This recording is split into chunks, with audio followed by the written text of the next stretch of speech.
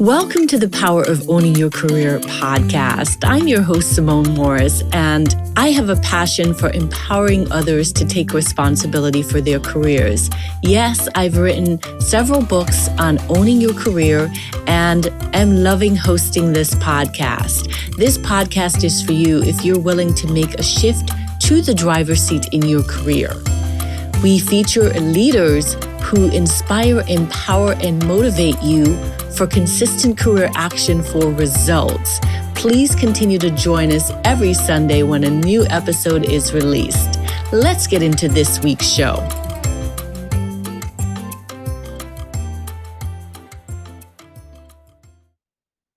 Welcome to this week's episode of the Power of Owning Your Career podcast. Today, I'm delighted to have with us Jona Shook, who is the founder and CEO of Infinity Music Therapy. Jona, welcome to the show. Hi there, Jona. Jona, I'm sorry, Jona. Sorry. It's okay. Totally cool. This wasn't eaten by a whale. Okay. That sticks in my head. Thank you for the correction. All right. So where does your name come from? Supposed to be a boy, and then I was a surprise, and now I've got a 4-letter name that nobody can pronounce. Oh, I'm so sorry. But when you said the whale, I'm like, okay, I think I'm okay now. All right. Thank you. And sorry about that. No, you're fine. So welcome to the show. Tell us a little bit about who you are and what you're currently doing. Yeah, sure. So I am a nationally board certified music therapist, and I run Infinity Music Therapy Services, where we work with children and adults of all ages and abilities. I work a ton with individuals who are on the autism spectrum, children in foster care, and I'm also the only perinatal music therapist in Connecticut. So I do music as an audio analgesic or pain management tool to help individuals process pain and bond with their babies during labor. Wow. Did you always want to do that when you were growing up, or how did you find your way to that path? Yeah, I grew up in a nursing home. So from the time I was about 4 years old, I was spending pretty much every waking hour with all of my adopted grandparents. Didn't really understand dementia when I was that young, but my mom and my grandmother both worked at this nursing home together. So I wandered the halls and I sang songs and engaged in bingo with the residents and just realized some of them didn't talk. And about the 4th grade, I started playing the flute, and I noticed that my adopted grandparents, many of them would sing when they didn't talk. So from a very young age, I was very determined to use music as a way to engage with people. My mom at that time said, there's no such thing as using music to help people. But I continued to use music as I worked with children in foster care as a respite provider. I used music when I was working on a farm for people with mental health disorders as a volunteer, and just fell in love with this idea and stumbled across music therapy just by chance and ended up going and getting my degree in it. That is awesome. That's awesome and interesting to me. My mother has dementia, so I do notice that music is very calming, and we are from the Caribbean, so I will put on Jamaican music, and it seems like it transports her to I don't know, just from a communication, like it does something. So I love that you're doing that work. Yeah, it's really fascinating how the brain processes music. It's the only sensory stimuli processed in both hemispheres of the brain. So even when one area of the brain is not responding as fully as we'd like it to, music taps into those other areas. So specifically for people with dementia, it locks into those memories and can lock into speech. So oftentimes when they lose the ability to speak or speak logically, they still retain the ability to sing. Oh, I love that. Now I feel like I'm going to try singing some songs to my mom. Let me say that when I was in school, you're taking me back to a very young age. I tried to play the flute. It was not good. So my hat's off to you on playing the flute. Do you still play? I play. I don't play that one as much as I do a lot of other instruments. Within my clinical work, I usually use a lot more guitar, bass, ukulele, piano, and drums than my flute, but still have a love for that instrument. It just, your work sounds like so much fun. So, what's a day like for you? Well, as a business owner and a music therapist, it's a little complicated. So day to day, I may work with individuals in an individual setting or in a group setting. So for example, on my Wednesdays, I work with an adult who has autism. I work with a 1 year old with Down syndrome, a 3 year old with autism. I teach a traditional piano lesson for a child in elementary school. And then I work with an adult who has complex intellectual disabilities and mental health needs. And in between all of that, I am doing things like payroll and returning phone calls to make sure quality of care is up there for the rest of my clinical team. Wow. Wow. So, based on your journey, what would you say are the key ingredients to successfully owning your career? Life work balance would be definitely number one. I have a job that is very easy to take home. Mm, It's very hard to not want to work at home because it's feast or famine when you're a business owner. yep. And beyond that, I work with individuals who are going through rough life transitions where I've had, teenagers that have had some suicidal ideations or a family that is facing potential homelessness, and not to go home and keep working on that Mm, is really hard. So that's been one of my biggest ways to own my career is just try to maintain that balance. I'm also the parent of a child with a disability. So not bringing my work or my life, my personal life into work also helps me manage because I can't focus on my clients if I am letting everything about being a parent impact and not be able to see things clearly. I need to be able to separate the two in order to best advocate for my clients, but also be empathetic with them of the journey they're going on so I can provide the highest quality of services. mhm, And also, I say my last one is just relying on my team. I don't know everything. I'm never going to know everything. And mm, that's why I have a team that's behind me because where I lack something, they have something that they can offer. mm. Love that. What would you say to someone wanting to take a risk in their career? And how do you view risk? You started your own company. Was it 2010? I'm sorry, what? Yeah, so 2010 it was part-time, but I definitely took a big risk in 2012. Mhm. Um, in 2010, I was doing music therapy on the side. It was my side hustle while I had a full-time job, pay benefits. And in August of 2012, I told my employer on the spot without a plan in place that I was putting in my 2 weeks notice. It just wasn't the place for me. And that was in August. And by December, I had posted a position to hire somebody. By January, I hired. By February, I was featured on NBC Connecticut. By Wow. August, I was hiring. Yeah. So I'm all about taking those risks and trusting your gut.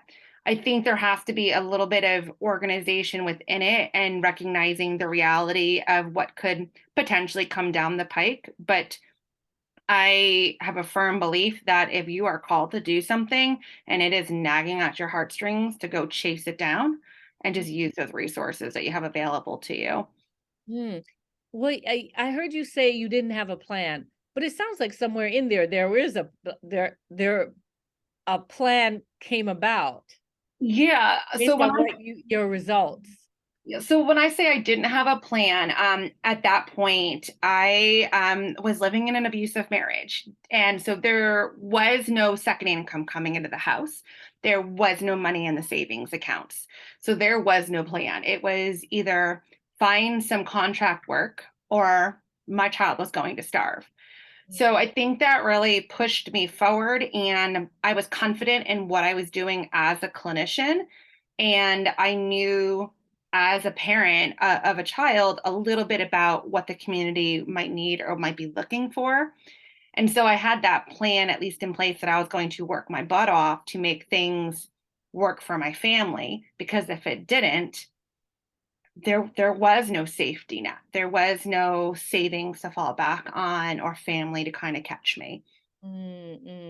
So sounds like that was inspiration for you or fuel for you to succeed. What are some of the resources that you use to help you succeed in your career? Yeah. So over the years, I've definitely used the Women's Business Development Center. WBDC has been paramount in basically telling me, yeah, you're on the right direction, like keep going. I've used a small business development center to have a second set of eyes. And I've also just listened a lot. So as I have talked to, potential clients or people that I've worked with, whether that be stakeholders at a nursing home, parents of a child with disability, or a special education teacher, I really try to keep my ears perked for what are the acronyms they're using and what are the things that they've learned for potential funding sources and what are their main need areas. Because then I was able to go and research more to help eliminate the need for funding to bring them in so there was somebody who could pay for the services that this individual or this organization needed, and then also be able to speak the same language as the people that I was working with. So those were some of my biggest resources. And then of course, like as I've gone on, Googling everything and anything under the sun has really been what I've relied on. And as team members have come into the practice, I have been very blessed that they've been forward asking questions, because if I didn't know the answer, it meant that there was something else that I needed to learn. So it sounds like education or staying abreast of challenges that your customers or clients experience, that has been fruitful for you. Absolutely. I can walk into just about any organization now and at least understand the language, because it's not about necessarily selling the service. I know music therapy. I know if they need it or not based upon so many years of working. It's more about showing them how it can be accessible with eliminating the red tape and speaking the language that they need to use in order to speak to the people who would sign the contracts. So if I can spit out all the acronyms and tell them how it's going to save them money in the long run, they're more likely to sign on for services with me. Mm. If you were to think about your career, and you mentioned you were working full time before and now as an entrepreneur, um, if you were to write a book, what do you think the title, based on the lessons and your journey, what do you think the title would be? I've kind of gone back and forth. I think like toolkit for a music therapist, like building the foundation up. I've looked at that, and what's laying the foundation. But the other thing, just straightforward, a devotional for therapy business owners, because trusting in God's timing throughout this whole process has essentially made or break me when it comes to anxiety about the process. Mm, mm. So something around faith. Yes. Yeah, the faith to succeed. I love that. Mm. Would you say this show focuses a lot on being in the driver's seat, which really means being in control of your career? Would you say that that you're in the driver's seat right now? Great question. Yes and no. And I say that with a little bit of both, because I am making decisions to move the business forward and I am helping organize my team. But also, we've gotten so many policies and procedures and operations moving so smoothly that it's kind of like we're on cruise control, because I'm not having to push forward with marketing in the same way. The referrals come to us, and we have such a great name in the community that I'm not having to put forth that effort to, get to new places. We've got that momentum that's already going, and I'm kind of just steering us in the right direction. I love that. One of the questions I usually ask the guest is about an experience of being in the passenger seat, but you shared, were you in the passenger seat when you were in your full-time role and decided to go full forward with your passion? In a sense, yes. I think there was a huge gap with management in my last organization supporting the direction that you know the team was trying to take in order to provide the highest quality of care for the consumers at that site. Um, and so I just wasn't able to do what I thought needed to be done in order to best advocate for the individuals I was serving. What do you think it takes to have staying power to stay true to your passion? Faith. I think having that idea that growing is a process and trusting in the timing of it, that helps not make you feel so defeated when you fall down, because you're going to.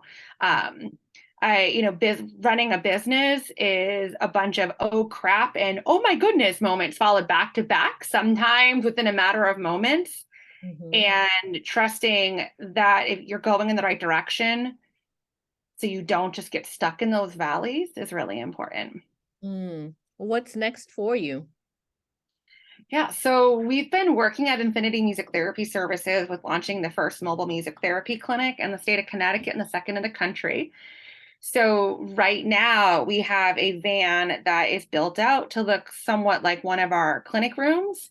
And we've just been working on staffing to get that vehicle out on the road so we can maximize in-person mental health services. So that's really exciting.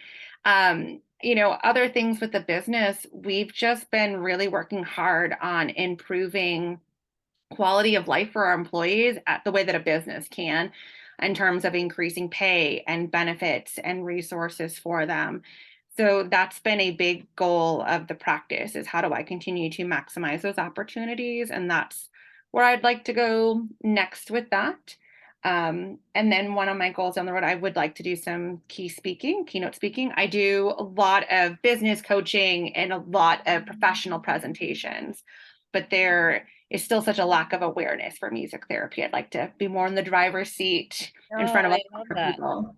I love that. Maybe a TED Talk is in your future. That would be wonderful. I could see it. I'm going to plant the seed there for you to think about that.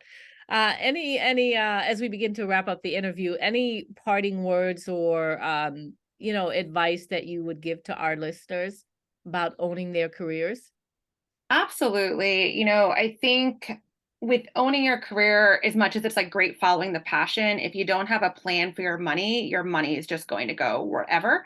And it's very hard to chase down a dream if you don't allocate your resources properly. So I've done a lot of digging into how to plan for bills that are coming up in a year or 6 months while still making sure I pay myself today. And if you're looking at running your own business, like having that financial plan is imperative, and revisiting it on a daily basis is the best way, I think, to kind of chase down that dream without feeling like I'm not going to eat tomorrow. I love that you say look at it on a daily basis, because there are things that come up and you can continue to fine tune the plan until the plan is working for you. So love that. Love that. So Jona, tell people how they can stay connected with you if they'd like to follow up after the show. Absolutely. So my website is www.infinitymusictherapy.com.